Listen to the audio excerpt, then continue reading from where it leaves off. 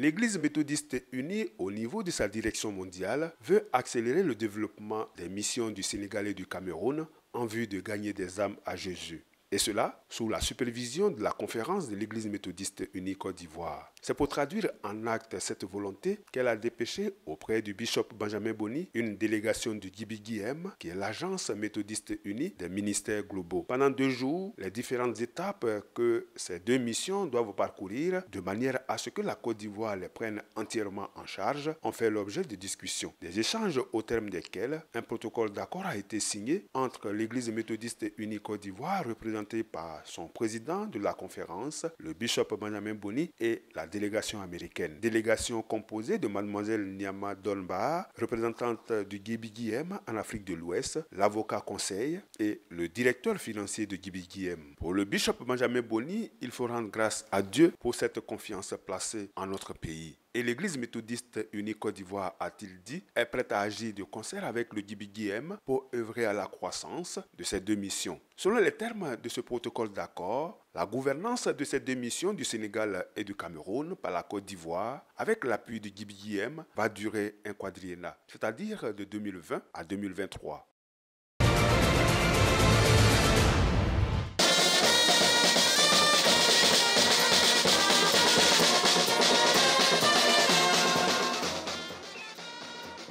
Jour historique, jour mémorable que fut la journée du 19 janvier 2020 pour les fils et filles du circuit Diez-Grobia dans le district de Divo. Une journée particulière chargée de beaucoup de symboles. Symbole de recevoir le bishop Benjamin Boni, président de la conférence annuelle de l'Église méthodiste unie Côte d'Ivoire pour la première fois dans le canton Diez. Canton qui a été pénétré en 1939 par l'Église protestante méthodiste. Et l'autre symbole, le plus édifiant, est celui de présenter à Dieu l'œuvre de leurs mains, le temple péniel de Nyama Diez.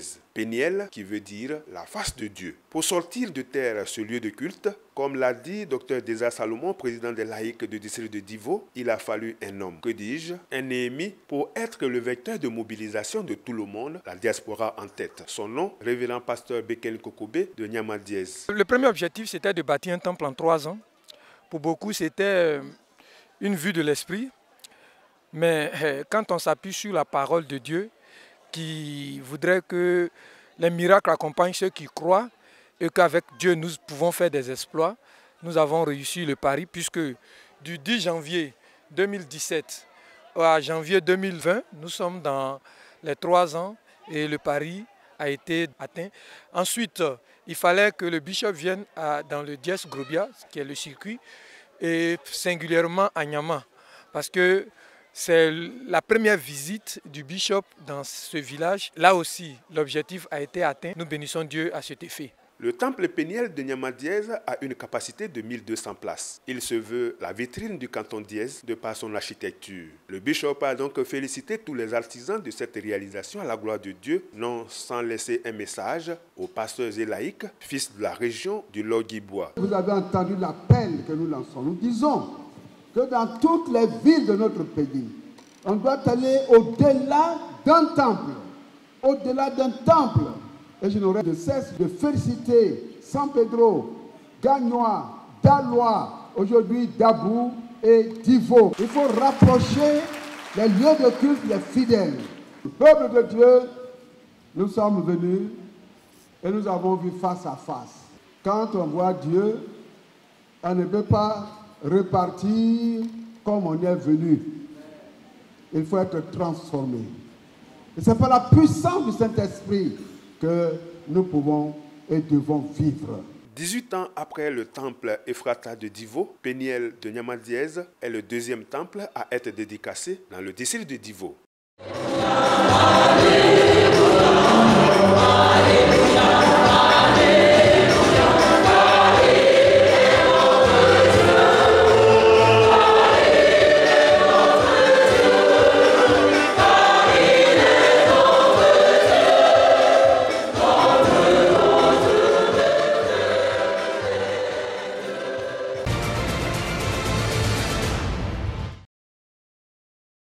coutume de dire, la famille est le socle de la société. Cependant, si ce socle n'est pas entretenu, toute la communauté humaine plonge dans un déclin. C'est pour éviter la ruine de la société civilisée que le révérend pasteur Lazare Amand et le département méthodiste de l'éducation familiale ont donné rendez-vous aux familles et aux couples à la deuxième édition de Cana. C'était le samedi 25 janvier 2020 à l'église méthodiste unie le Jourdain de Marcory dans le district d'Abidjan Sud, autour du thème « Ensemble, sauvons la famille ». Ce thème riche en enseignements a été traité par le très révérend pasteur Daniel Conan, surintendant du district de Boaké. Lieu privilégié d'identification, d'humanisation et de personnalisation, la famille est une réalité humaine et fondamentale.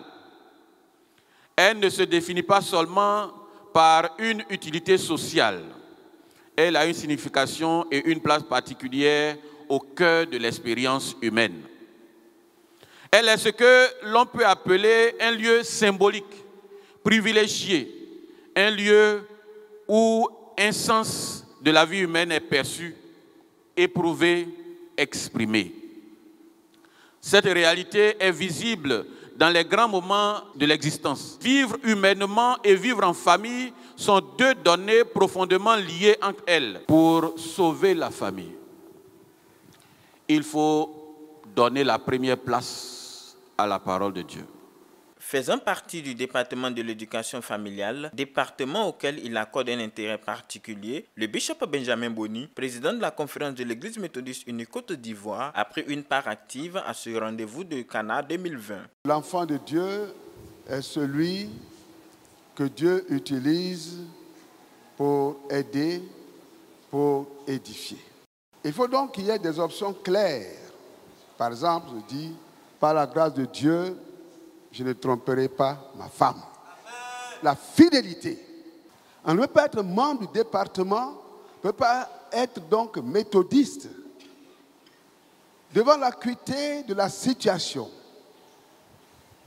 devant le fait que les couples meurent, les familles meurent, et puis se laisser encore aller à ce genre de comportement, ce genre de pratique. Il faut donc des décisions claires. Je ne battrai pas ma femme. Claire. Il faut donc prendre des options. C'est important. Vu la situation cruciale dans laquelle se trouvent de nombreuses familles, le mouvement de réveil méthodiste est intervenu dans un temps de prière, d'intercession et de proclamation pour la restauration de plusieurs familles par le Saint-Esprit. L'Association ivoirienne pour le marketing social, l'AIMAS, a profité de cette tribune pour conseiller les couples au niveau du planning familial et du bien-être de la famille. Les participants se sont dit satisfaits. À l'issue des différents échanges que nous avons eus, surtout les débats avec le peuple, nous avons de la satisfaction parce qu'on a senti ce peuple avoir soif de la connaissance, avoir soif des informations, partager avec nous les difficultés que ce peuple vit au travers du travail qu'ils abattent par rapport à la famille. Et si la famille est bénie, la famille est épanouie, la famille est libérée, je pense qu'à partir de la famille, la société ivoirienne, la nation ivoirienne tout entière sera libérée pour la gloire de Dieu. Ce que nous voulons, c'est que le nom de Jésus soit proclamé et que la gloire revienne au Seigneur. L'édition 2020 de Cana, au temple Le Jourdain de Marcory, a vu la participation de plus de 300 couples venus de toutes les régions du pays. C'est le temple pénal d'Akouedjamin dans le circuit de Bingerville que le district d'Abidjan Nord a choisi pour son 14e synode ordinaire. Du 17 au 19 janvier 2020, les délégués à ce synode ont mené leurs réflexions sur le thème « Église de sécurité alimentaire, donnez-leur vous-même à manger. Bilan et perspective ». Au thème des travaux dirigés par le très révérend pasteur Michel Lobo, surintendant du dit district, plusieurs résolutions et recommandations ont marqué cette session synodale. Au nombre de celles-ci, l'on peut citer, au titre du Conseil des finances et administration, que tout méthodiste économiquement indépendant souscrive à la FIMECO en qualité de chef de famille. Au titre du Conseil des ministères, que l'invitation d'un orateur extérieur à une église locale obéisse aux règles contenues dans les résolutions, à savoir orateur international sur invitation du bishop Benjamin Boni, orateur national sur invitation du surintendant, orateur local sur invitation du pasteur local. Sur le plan spirituel, nous avons vu un district debout. Avec tout le programme spirituel que nous avons mis en place, le peuple de Dieu a épousé ce programme spirituel. Nous avons donc compris la soif du peuple de Dieu et nous allons encore bonifier ce programme spirituel-là. Sur le plan participatif, nous avons vu un peuple debout qui s'est engagé résolument dans toutes les activités de l'Église. Sur le plan contribution financière, là aussi le bilan est largement positif, puisque le peuple a contribué. Seulement il y a des églises qui n'entrent pas dans la dynamique du groupe et qui rament un peu à contre-courant, et nous invitons ces églises-là à s'inscrire dans la dynamique pour que Abidjan Nord puisse prendre son plein décollage. Surnommé le TGV, train à grande vitesse de la conférence de l'Église méthodiste unique Côte d'Ivoire, le district d'Abidjan Nord ne compte pas s'arrêter sur ses précédentes réalisations. Abidjan Nord a mis en œuvre plusieurs activités. D'abord l'activité génératrice de revenus, activités agroalimentaires et activités aussi socio-économiques. Après avoir tiré les leçons et le bilan de ce thème traité pendant 2 années, nous avons projeté l'avenir avec la poursuite des activités que nous avions, telles que l'accroissement des richesses en sortant encore un autre immeuble R+4. C'est très important, l'achat d'une villa et la construction de plusieurs lieux de culte, l'acquisition de nouveaux terrains pour les lieux de culte et pour les champs d'émission. Tout en maintenant nos activités phares, telles que la convention Elogia, le culte offrande. Nous avions aussi l'activité comme le festival des missions. Au cours du culte de clôture de ce synode, 34 nouveaux ouvriers du district ont été présentés à l'Assemblée. Il s'agit de 5 étudiants pasteurs, 17 prédicateurs et 12 conducteurs. Plusieurs églises locales du district ont également été distinguées pour les excellents résultats obtenus durant l'année 2019. Le 15e synode du district d'Abidjan Nord aura lieu en 2021 à l'église méthodiste unique Canan de Cocody-Angré.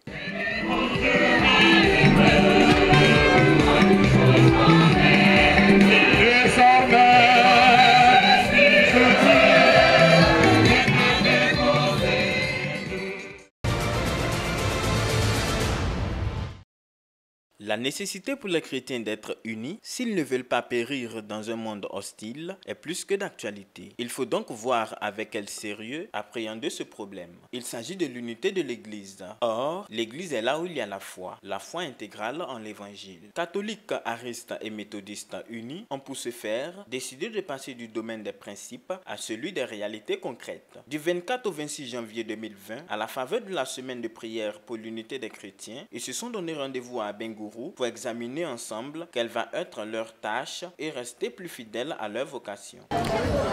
La parole de Dieu veut nous voir donc aller de l'avant. Et dans cette marche de l'avant, il nous faut être ensemble. Or, quand nous sommes ensemble, c'est dans ce moment que nous sommes encore plus forts. Et être forts pour gagner des batailles, pour qu'il y ait de la transformation du monde, pour la gloire de Dieu, notre Père, qui nous recommande de vivre une vie d'unité, une vie qui porte et qui fasse du bien aux uns et aux autres.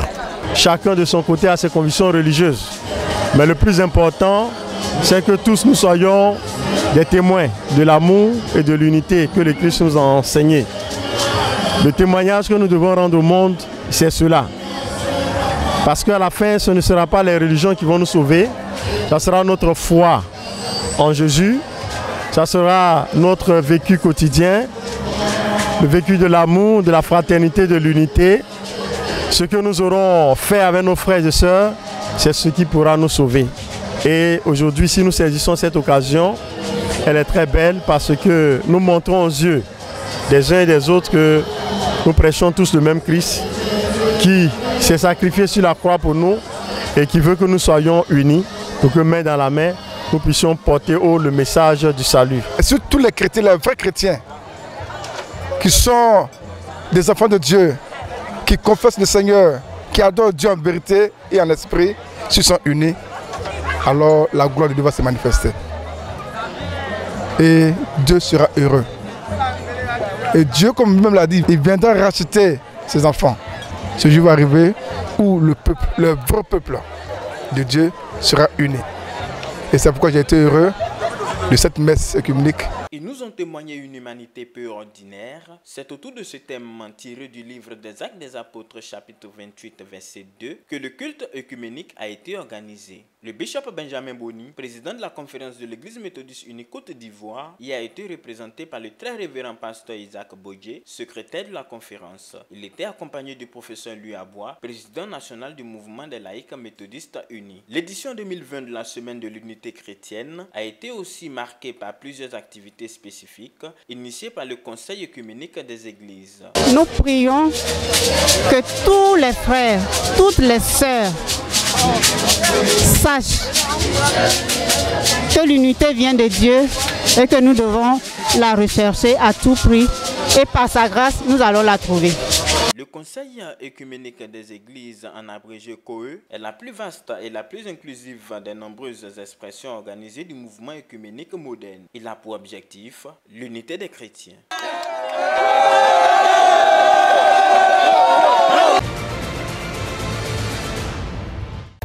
2010, 2020,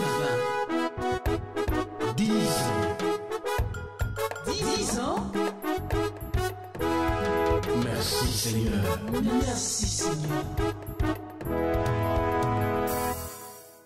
La radio méthodiste La Voix de l'Espérance a été officiellement présentée au peuple de Dieu le 14 mars 2010. C'est ce jour que le bishop Benjamin Boni, président de la conférence annuelle de l'Église méthodiste unie Côte d'Ivoire, accompagné des représentants de GBGM, de l'UMCOM et de la conférence du Texas, a procédé à sa dédicace. Depuis cette date, elle a fait l'option dans la diffusion de ses programmes d'une évangélisation conviviale. C'est une option qui, selon Mme Lydie Akwa, directrice de La Voix de l'Espérance, a pour épicentre le développement holistique de l'homme. À côté de cela, La Voix de l'Espérance a aussi pour vocation de faire connaître la doctrine méthodiste à ses auditeurs. C'est ainsi que nous couvrons pratiquement tous les événements qui se déroulent dans l'Église.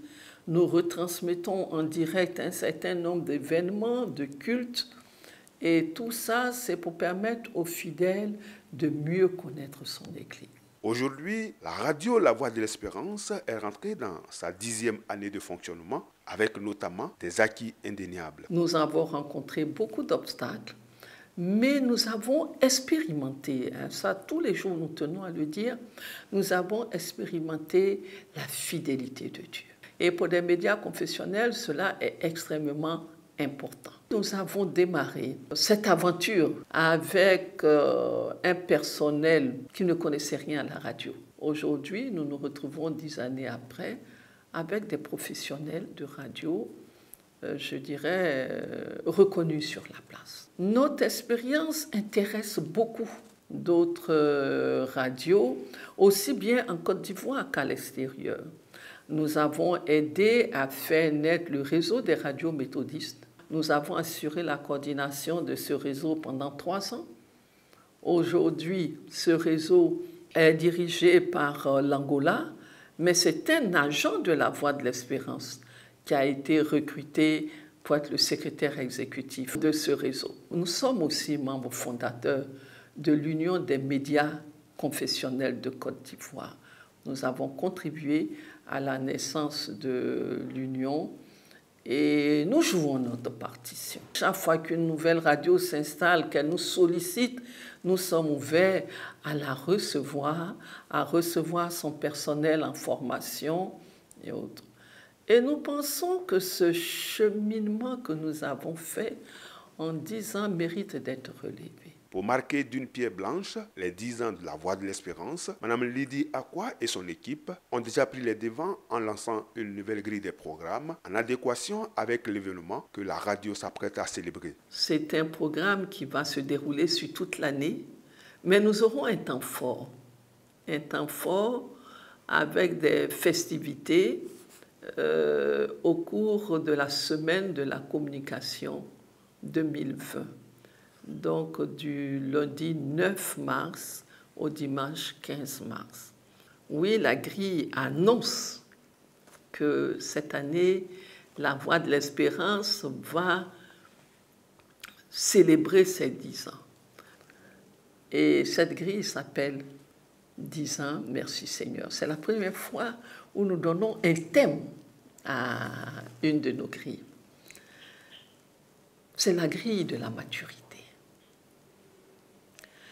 C'est la grille du positionnement. Cette grille a pour particularité de faire entrer beaucoup de nouveaux animateurs, de faire entrer des nouveaux pasteurs, des nouveaux intervenants, des nouvelles émissions. Et c'est aussi pour montrer qu'au bout de 10 ans, notre zèle ne s'est pas encore éteint. Toujours selon Mme Lydie Akwa, directrice de la Voix de l'Espérance, cette grille des programmes sera aussi celle à travers laquelle chaque agent qui aura un temps d'animation fera son bilan personnel et se projettera sur l'avenir. Et nous ne pouvons pas parler de nos 10 ans sans parler de l'accompagnement de la conférence, avec en tête le bishop Benjamin Boni.